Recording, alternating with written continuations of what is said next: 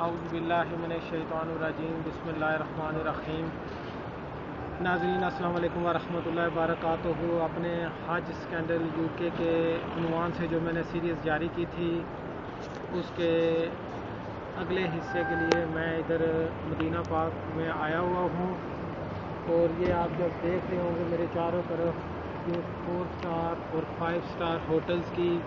Chains آپ کو نظر آ رہی ہوں گی۔ یہ ناظرین جب میں ان کے مختلف کاؤنٹرز پہ گیا، یہ دیکھیں آپ چاروں طرف آپ کو ہوٹل نظر آ رہے ہیں۔ یہ میں کیمرہ مین کو کہوں گا کہ یہ چاروں طرف گھمائے۔ تو ناظرین میں آپ کو یہاں پہ ایک بات بتاتا چلوں کہ جب میں ان مختلف ہوٹلز کے کاؤنٹرز پہ گیا تو میں نے لوگوں سے ان سے پوچھا کہ یہ آپ ہوٹل کی بکنگز کیسے کرتے ہیں، کیونکہ جب ہم نے ہوٹل میں نے اپنی فیملی کے لیے ہوٹل بک کرایا تو ہم فیملی آف 6 تھے، تو اس نے ہمیں بولا کہ یا آپ کو 2 روم لے لیں یا 5 بندوں کے لیے آپ نے یہاں پہ رہنا ہے،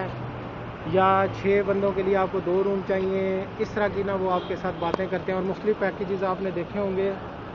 کہ اس میں وہ 1 بیڈ روم اور 2 بیڈ روم کوارڈ اور اس طرح کے چکر آپ کے ساتھ گیمیں یہ کھیل رہے ہوتے ہیں۔ تو مختلف ہوٹلز میں نے جا کر ان سے پوچھا تو انہوں نے بولا ہمیں کہ یہ سب فراڈ ہے۔ ہم جب ہوٹل کا کمرہ دیتے ہیں تو ہمارے پاس سپوز اگر 200 کمرہ ہے تو ہم اس میں 2 بیڈ روم یا 4 بیڈ روم کا کوئی کانسیپٹ اس طرح سے نہیں ہوتا کہ پر ہیڈ، ہم پر ہیڈ کے حساب سے نہیں، پر روم کے حساب سے چارج کرتے ہیں۔ یہ سب مثلا اگر ایک کمرہ ہے وہ 300، ابھی یہاں پہ میں نے پتہ کروایا تو جس ہوٹل میں خود رہ رہا تھا تو اس نے بولا کہ یہ نارمل سیزن میں 250، اور پھر اسی طرح مصروفیت کے لحاظ سے رمضان اور حج میں جا کر یہ تقریباً 500 ریال تک روم چلا جاتا ہے۔ اور اس روم میں ہم 2 سے 4 بیڈ روم، میکسیمم ہم 4 بیڈ روم رکھتے ہیں۔ تو اس طرح یعنی کہ اگر ایک کمرہ لیا جائے اس میں اگر یہ 4 بیڈ روم رکھتے ہیں تو وہ تقریباً پر بیڈ روم کے پر روم کے حساب سے چارج کیا جاتا ہے۔ تو یہ ان کی منافقت تھی، یا میں ان کو کہوں گا کہ ان کو شرم آنا چاہیے کہ جب لوگ مکہ پاک اور مدینہ پاک میں جاتے ہیں تو ان کو یہ پر پوری ڈیٹیلز صحیح طریقے سے بتایا کریں۔ اور اسی میں وہ یعنی کہ اس نے مجھے ڈیٹیل سے بتایا کہ ایک روم اگر اس نے چارج کیا ہے مثلا 300 ریال سے، تو جو باقی 4 یا 5 کا وہ آپ کے ساتھ پر ہیڈ یا پر کے طور پہ چارج کریں گے، تو وہ ایکسٹرا سارا پرافٹ جو ہے وہ ان خبیث ایجنٹوں کو جاتا ہے۔ ہمیں اس سے کوئی نہیں ہے۔ ہمیں آپ بتائیں گے کہ 2 روم 2 بندوں کے لیے بیڈ لگا دو یا 4 بیڈوں کے لیے لگا دو، ہم 4 بیڈ تک ایک روم میں لگا سکتے ہیں۔ اس میں ناظرین آپ کو یہ بھی بتاؤں گا کہ اس میں تھوڑا قصور ہمارا بھی ہوتا ہے کہ جب ہم جو نئے تو ان کے جال میں جو پھنستے ہیں وہ پھنستے ہیں۔ ہمیں بھی چاہیے کہ ہم جب بھی جس ہوٹل میں بھی جائیں، جہاں پر بھی جائیں، ہمیں چاہیے کہ ہم اپنا ہوٹل جس میں رہتے ہیں کم از کم جا کر اس کی انفارمیشن ڈیسک سے ہمیں وہاں انفارمیشن لے لینی چاہیے کہ یہاں پہ کیا ہے، کیا سسٹم ہے۔ وہ بڑی خوش اسلوبی سے آپ کو بتاتے ہیں کہ اس کی ڈیٹیلز کیا ہیں۔ ناظرین میں آپ کو بتاؤں کہ ان خبیثوں کو جب تک ہم ادھر ان کی شکایتیں نہیں کریں گے، جب تک ہم ان کو ان سے پوچھا میں نے تو انہوں نے کہا کہ آپ میکسیمم جب بھی کریں ان کی شکایات ادھر کریں، وہاں پہ شکایات کرنے کا کوئی فائدہ نہیں ہے۔ جیسا کہ میں آپ کو بتاتا ہوں کہ ہم نے چونکہ میں پہلے اکیلا آتا تھا، الحمدللہ حج کی سعادت بھی، عمرے کی سعادت بھی پہلے، اس دفعہ میں نے فیملی کے ساتھ پروگرام بنایا تو میں نے کیا یہ کہ سہولت کے لیے ٹرانسپورٹ بھی ہم یہاں سے بک کروا لیتے ہیں۔ تو ہوا کیا جی کہ ہونا تو یہ چاہیے تھا کہ ٹرانسپورٹ ایئرپورٹ پہ ہوتی، تو انہوں نے کیا کیا کہ کہتے ہیں کہ جی ٹرانسپورٹ آپ یہ کرو کہ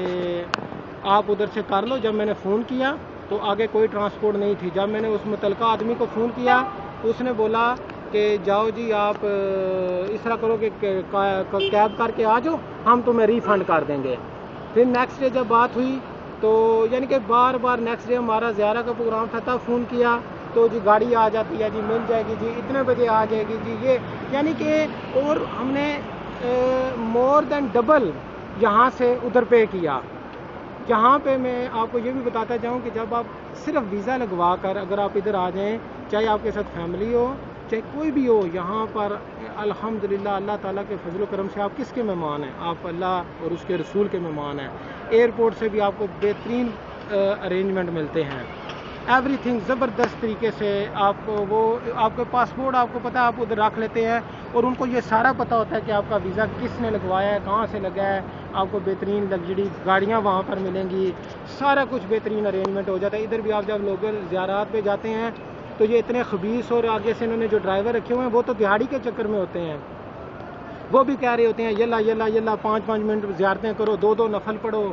یہ کرو وہ کرو، اس لیے آپ یہاں پر ڈسٹرب ہوتے ہیں۔ آپ یہاں عبادت کرنے آئے ہوتے ہیں، میں آپ کو یہ بتا دوں کہ کوشش یہ کیا کریں جو میرے بھائی پہلے آ چکے ہیں یا جو آنے کی تیاری کر چکے ہیں، ان کو چاہیے کہ